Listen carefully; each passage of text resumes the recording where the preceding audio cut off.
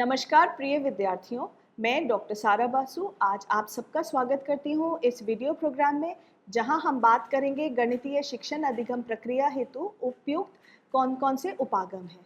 हम इससे पहले के सत्रों में भी बात कर चुके हैं कि कौन कौन से गणित में ऐसे उपागम हैं जो आजकल वर्तमान समय में प्रयुक्त हो रहे हैं।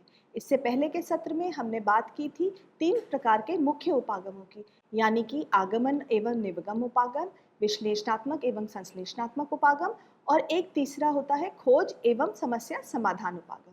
आज हम विस्तार से चर्चा करेंगे विश्लेषणात्मक एवं संश्लेषणात्मक उपागम के बारे में। चलिए सबसे पहले ये एक बार दोबारा याद कर लेते हैं कि उपागम शब्द का अर्थ क्या है। तो उपागम शब्द अपने आप इसका अंग्रेजी रूपांतरण है अप्रोच, जिसका अर्थ होता है कोई विधि या तरीका जिसके माध्यम से हम किसी कार्य को करते हैं। यहाँ अगर हम गणित शिक्षण में बात करें तो उपागम से तात्पर्य यह है एक दृष्टिकोण जिसके माध्यम से पूरी पाठ्यचर्या आगे बढ़ाई जाती है। अब बात करते हैं आपके विश्लेषणात्मक एवं संश्लेषणात्मक उपागम, अंग्रेजी में कहें तो एनालिटिक एंड सिंथेटिक अप्रोच की।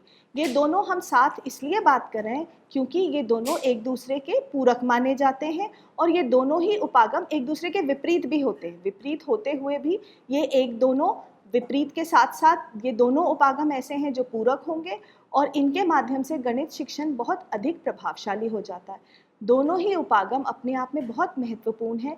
कुछ ऐसे गणित के विषय होते हैं जिनमें हमें विश्लेषणात्मक उपागम का प्रयोग करना होता है, जबकि कुछ विषय ऐसे हैं जहाँ पर हमें संश्लेषणात्मक उपागम का प्रयोग होता है।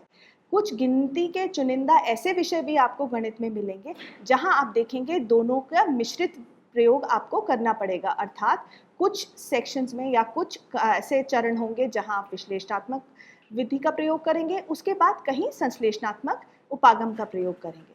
चलिए सबसे पहले हम चर्चा करते हैं आपके विश्लेषणात्मक उपागम या एनालिटिक अप्रोच किसे कहते हैं। ये किसी एक जटिल समस्या या कोई कठिन आपके पास जो भी समस्या रखी गई उसको पूरे छोटे छोटे भागों में हम बांटते हैं और फिर उनका अध्ययन करने का प्रयास करते हैं। यहाँ हम जो हमारे पास एक बड़ी सी अज्ञात चीज़ है उसे छोटे छोटे टुकड़ों में ज्ञात टुकड़ों में बांटते हैं और फिर आगे बढ़ने का प्रयास करते हैं। इसमें सबसे अधिक विद्यार्थी या शिक्षार्थी क्रियाशील रहता है और शिक्षक का कार्य गौण होता है। वह केवल अपने आप समस्या समक्ष रखता है विद्यार्थियों के और उनको स्वतंत्र छोड़ता है कि वो अज्ञात समस्या से ज्ञात अपने तथ्यों तक कैसे पहुँचे और निष्कर्ष में समस्या का समाधान कैसे निकाले। चलिए अब बात करें इसके उपागम की प्रक्रिया पूरी कैसे चलती है। सबसे पहले अज्ञात जटिल समस्या विद्यार्थियों के समक्ष शिक्षक द्वारा रखी जाती है। फिर उसे विद्यार्थी अपने तर्क के आधार पर छोटे छोटे भागों में बांटता है, उन्हें देखने का प्रयास करता है कि उनमें से कौन सी चीज़ें पूर्व ज्ञान के आधार पे उसको ज्ञात है, किसी का सूत्र पता है, किसी की समस्या के लिए उसको सिद्धांत पता है या उससे पूर्व उससे संबंधित कोई कार्य कर चुका है। तो पूर्व ज्ञान के आधार पे वो अपने ज्ञात टुकड़ों तक पहुँचेगा, फिर पूरी समस्या का विश्लेषण करके वो समस्या का समाधान प्रयास करेगा खोजने का। जब उसके पास समस्या का समाधान आ जाएगा तो उसका सत्यापन करके वो किसी निष्कर्ष तक पहुंचता है। इसके लिए एक बहुत सरल सा उदाहरण है जो हम इसको करके देख सकते हैं। सबसे पहले एक आयताकार बगीचा मान लीजिए, आपके पास प्रश्न ऐसा है जिसमें एक आयताकार बगीचा है जिसकी लंबाई पहले से बताई गई है कि 30 मीटर है और उसकी चौड़ाई 20 मीटर है। कहा यह गया है प्रश्न में कि उस पूरे बगीचे में अगर कटीला तार लगाना है जिसका दर आपका 10 रुपये प्रति मीटर होगा, तो पूरे के पूरे बगीचे में कटीला तार लगाने में कितना व्यय होगा। तो चलिए देखते हैं कि इसको कैसे हल करें। तो सबसे पहले हम क्या करेंगे, विद्यार्थी ने देखा एक जटिल समस्या है जहां उसको एक आयताकार बगीचे की लंबाई चौड़ाई बताई गई है जो चीज़ें ज्ञात हैं और उसको कटीले तार का दर भी बता दिया गया, अर्थात ज्ञात चीज़ है। अब उसको अज्ञात यानी कि पूरा व्यय बताना है, कितना खर्चा होगा पूरे बगीचे को आयताकार वाले को कटीला तार लगाने में। तो उसने क्या किया, सोचा कि सबसे पहले इसका परिमाप ज्ञात करें। परिमाप का सूत्र हम मान के चल रहे हैं कि उसको पूर्व ज्ञान के आधार पर पता है, अर्थात कितना होता है 2 गुना लंबाई जमा चौड़ाई। अर्थात क्या करेगा, वो सबसे पहले परिमाप ज्ञात करेगा, यानी 30 मीटर की लंबाई और 20 मीटर की चौड़ाई को जोड़ेगा जो 50 के बराबर आएगी और 2 से गुणा देगा तो उसके पास 100 आया। अब उसको आवश्यकता क्या हुई कि 100 मीटर तार की। और उसके पास तार का दर क्या दिया गया है, पूर्व में पता है कि 10 रुपये प्रति मीटर। तो उसको कुल व्यय कितना होगा, कैसे ज्ञात करेगा, दोनों चीज़ों को गुणा करके, अर्थात 10 रुपये प्रति मीटर के हिसाब से 100 मीटर के लिए 100 गुना 10 यानी कि 1000 रुपये। तो वो उत्तर तक अपने आप पहुंच गया। अज्ञात चीज से ज्ञात की ओर करते हुए वह सरलता से, क्योंकि उसके पास क्या था, बड़ी समस्या को छोटे टुकड़ों में बांटा। उसने कहा परिमाप का मुझे सूत्र पता है, परिमाप के लिए दी गई जो लंबाई या चौड़ाई है वो भी मुझे ज्ञात है और दर पता है, तो मैं छोटे छोटे टुकड़ों में बांटता हूँ और फिर समस्या का समाधान करता हूँ। तो ये हमारे लिए एक अच्छा सा उदाहरण हो गया जहाँ वो ज्ञात कर सकता है। चलिए एक और उदाहरण देखते हैं विश्लेषणात्मक उपागम का प्रयोग का। हमारे पास मान लीजिए एक प्रश्न है जहां ज्ञात है a/b is equal to c/d और आपको सिद्ध क्या करना है, a+b/b is equal to c+d/d अर्थात अज्ञात है। यहाँ पर हमारे लिए विश्लेषणात्मक उपागम में क्या करते हैं, अज्ञात से ज्ञात की ओर, यानी कि अज्ञात चीज हमारे पास क्या है, a+b/b is equal to c+d/d। तो हम क्या कर सकते हैं, इसको अजम्पशन के आधार पे कहते हैं मान लेते हैं ये सही है, अर्थात a+b/b is equal to c+d/d। अब अगले चरण में हम क्या करेंगे, a+b/b को दो भागों में बांट लेंगे, यानी विश्लेषणात्मक अध्ययन के आधार पे क्या किया, छोटे छोटे टुकड़ों में बांट लिया। तो हम छोटे टुकड़ों में क्या करेंगे, a+b की जगह हम लिख सकते हैं a/b प्लस b/b। उसी तरह दूसरी तरफ हम लिख सकते हैं c+d/d को c/d प्लस d/d। अगले चरण में क्या देखेंगे आप, a/b तो रह गया आपका, प्लस b/b यानी कि 1 के बराबर, दूसरी तरफ c/d प्लस d/d अर्थात c/d प्लस 1, यानी कि दोनों तरफ एक का एक मान आया जो हम अगले चरण में घटा सकते, क्योंकि दोनों तरफ एक ही संख्या आई है। अगर दोनों तरफ घटा देते हैं तो हमारे पास अंतिम में क्या आता है, a/b is equal to c/d, जो कि हमें पहले ही ज्ञात था, अर्थात अज्ञात से ज्ञात की ओर गए तो हम निष्कर्ष पे यही पहुंचे कि क्योंकि ये पहले से ज्ञात है तो जो हमने दूसरा समीकरण निकाला a/b is equal to c+d/d वे भी सत्य होगा। तो हमने यहाँ क्या किया, विश्लेषणात्मक उपागम के आधार पे एक बड़ी जटिल सी हमें लग रहा था समीकरण, उसको सरल करके सिद्ध कर दिया। तो ये भी एक तरह का उदाहरण है विश्लेषणात्मक उपागम का। अब चलिए चर्चा करते हैं कि विश्लेषणात्मक उपागम के क्या गुण हैं, इनकी विशेषताओं के बारे में हमने जान लिया। अब हम देखते हैं कि इनके गुण क्या हैं या इनमें कैसे सकारात्मक पक्ष हैं जिनके आधार पे इसका प्रयोग काफ़ी हद तक आपके गणित के शिक्षण में किया जाता है। तो सबसे पहली बात होती है मनोवैज्ञानिक रूप से ये प्रभावशाली विधि मानी जाती है। ये उपागम प्रभावशाली क्यों है, क्योंकि यहाँ पर ये विद्यार्थी केंद्रित या आप कहें अधिगमकर्ता केंद्रित है। यहाँ विद्यार्थी हर समय सक्रिय रहता है, स्वयं अपने तर्क के आधार पर वह समस्या का हल करना चाहता है। जो चीज़ अज्ञात है, बड़ी सी जटिल समस्या उसके समक्ष शिक्षक द्वारा रखी गई, उसको वो छोटे छोटे सरल टुकड़ों में बांटता है, उनमें से झांकने का प्रयास करता है कि कौन कौन सी चीज़ें उसको पूर्व ज्ञान के आधार पे ज्ञात हैं और कौन सी ऐसी चीज़ें हैं जो उसको समस्या में ही दी गई हैं ज्ञात तौर पे। तो उन सब के आधार पे वो विश्लेषण करके अपने तर्क का प्रयोग करके समस्या के समाधान की ओर स्वयं बढ़ता है। हो सकता है कभी कभार उससे त्रुटि भी हो जाए, परंतु अंतिम चरण तक आते आते वह अपने आप समस्या का समाधान निकाल लेता है। तो इस प्रकार वो देखते हैं कि सक्रिय रहने के साथ साथ उसमें आत्मविश्वास की भावना भी बढ़ती है। क्यों? क्योंकि व्यक्ति ने खुद करके सीखा। अगर शिक्षक स्वयं ब्लैक बोर्ड पर हल करके बता देता तो शायद उसका ज्ञान इतना स्थायी नहीं होता। इस प्रकार से विश्लेषणात्मक उपागम के प्रयोग से जो भी ज्ञान आता है वह बहुत अधिक स्थायी होता है। उसने स्वयं करके देखा, सक्रिय रहा, तो उसको लगेगा कि ये ज्ञान मेरे मस्तिष्क में बैठ गया है। दोबारा इसी प्रकार का यदि कोई और समस्या या प्रश्न रखा गया तो वह उसको भी सरलता से हल कर पाएगा। पूरी अधिगम प्रक्रिया गणित शिक्षण की उसके लिए रुचिकर हो जाती है, उसको ज़्यादा आनंद आने लगता है, उसकी जिज्ञासा की भावना भी जागृत होती है कि क्या मैं इस तरह के और प्रश्न भी हल कर सकता हूँ और इनके आगे मैं और विषय भी पढ़ सकता हूँ, स्वयं हल कर सकता हूँ। तो उसमें स्वावलंबन की भावना भी जागृत होगी। तो ये प्रभावशाली भी हो जाएगी, सरल सुगम हो जाएगी, सुदृढ़ आपकी शिक्षण विधि हो गई और आपको सबसे अधिक ज्ञान स्थायी हो गया, यानी आपकी तर्क शक्ति का विकास हुआ, सृजनात्मक शक्ति का विकास हुआ और व्यक्ति अपने आप को आत्मविश्वासी अधिक समझने लगा। जब इतना अच्छा है, इसमें सब उपागम में इतने सारे गुण हैं, तो हम इसको फिर हर जगह क्यों नहीं प्रयोग करते? गणित शिक्षण के हर विषय के लिए क्यों नहीं करते? क्योंकि इसमें कुछ दोष भी होते हैं। तो चलिए उन दोषों पर भी एक बार नजर डालते हैं। तो सबसे बड़ा दोष क्या है? अधिक समय।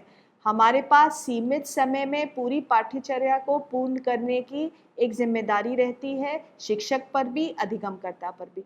तो जब अगर हमारे पास समस्या के लिए, समाधान के लिए यदि विश्लेषणात्मक उपागम का प्रयोग किया जाए हर स्थान पे, तो बहुत अधिक समय लगेगा। विद्यार्थी अपने आप को एक ही प्रकरण पर बहुत समय व्यर्थ करेगा, तो उसको समस्या आ सकती है, शिक्षक को भी समस्या आ सकती है। दूसरे, गणित के सभी समस्याएं या सभी प्रकरण ऐसे नहीं होते जहां पर हल करने के लिए इस विधि का प्रयोग किया जाए। साथ साथ एक बात हम और जानते हैं, मनोवैज्ञानिक रूप से बहुत महत्वपूर्ण है, कि व्यक्तिगत भिन्नता यानी इंडिविजुअल डिफरेंस। सभी विद्यार्थियों की क्षमताएं एक सी नहीं होती, रुचियां एक सी नहीं होती, और उनमें जो भी कार्य करने की क्षमता के साथ साथ धैर्य होता है वो एक सा नहीं होता। विश्लेषणात्मक उपागम में हम क्या देख रहे हैं? बड़ी जटिल समस्या को छोटी छोटी समस्याओं में तोड़ना, फिर उनका विश्लेषण करके सोचने का प्रयास करना कि कैसे इनको हल किया जाए। चलिए अब अगले की चर्चा हम करेंगे, वो है संश्लेषणात्मक उपागम या सिंथेटिक अप्रोच।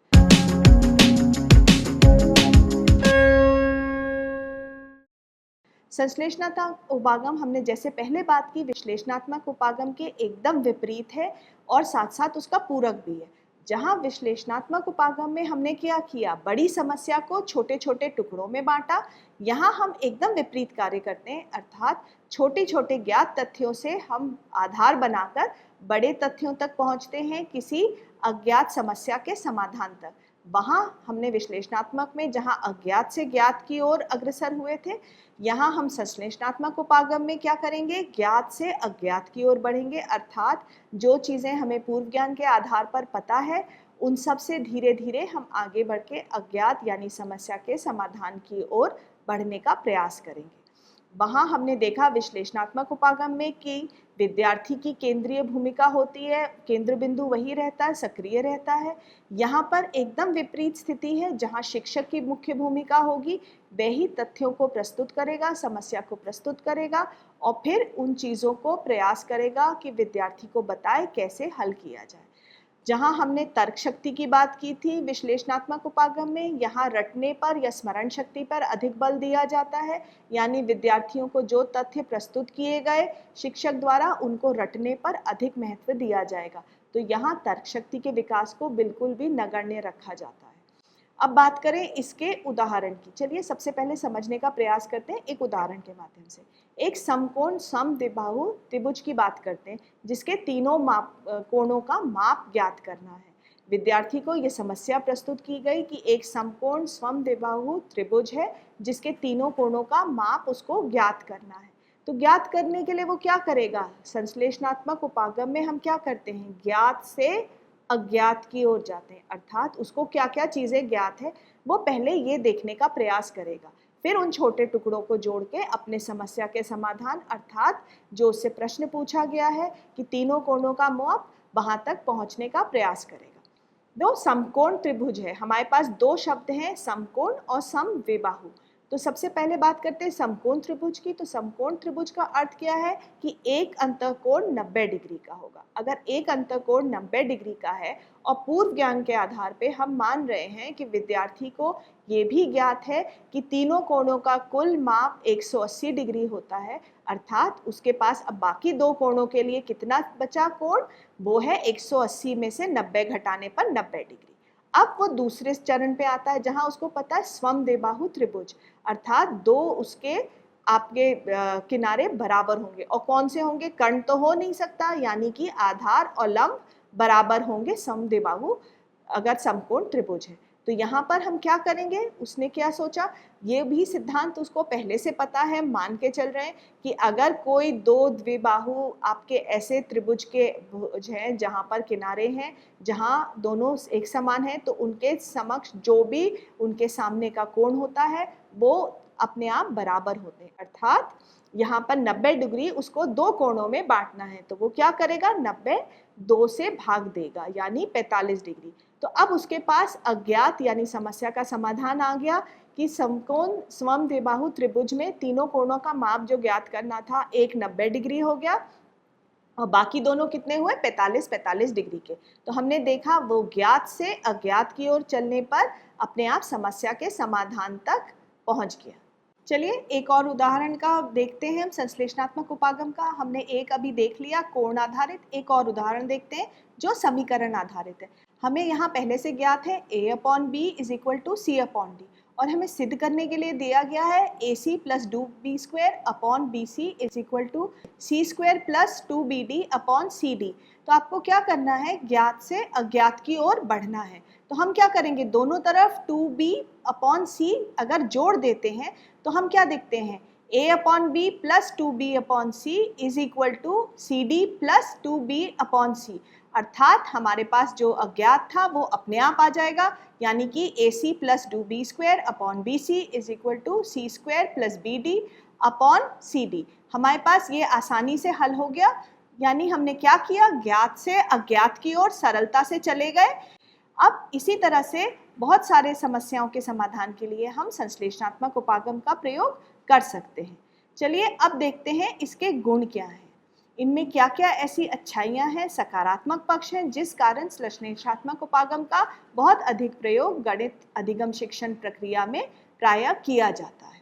तो बहुत कम समय व्यय होता है। हमने पहले भी बात की थी, विश्लेषणात्मक और संश्लेषणात्मक उपागम एक दूसरे के विपरीत हैं। जो एक में गुण होंगे वो दूसरे में अपने आप दोष बन जाते हैं और एक के दोष दूसरे में गुण। तो हमने विश्लेषणात्मक उपागम में क्या देखा था कि सबसे बड़ा दोष था कि वहाँ बहुत अधिक समय लग रहा था, क्योंकि संश्लेषणात्मक विधि उसकी बिल्कुल विपरीत है। तो यहाँ हम क्या देख रहे हैं, तो इसमें बहुत कम समय लगता है। क्यों? क्योंकि यहाँ पर छोटे छोटे ज्ञात तथ्यों से हम अज्ञात की ओर बढ़ते हैं, अर्थात पहले से दी हुई चीज़ें हैं उसको सरलता से हल कर पाते हैं।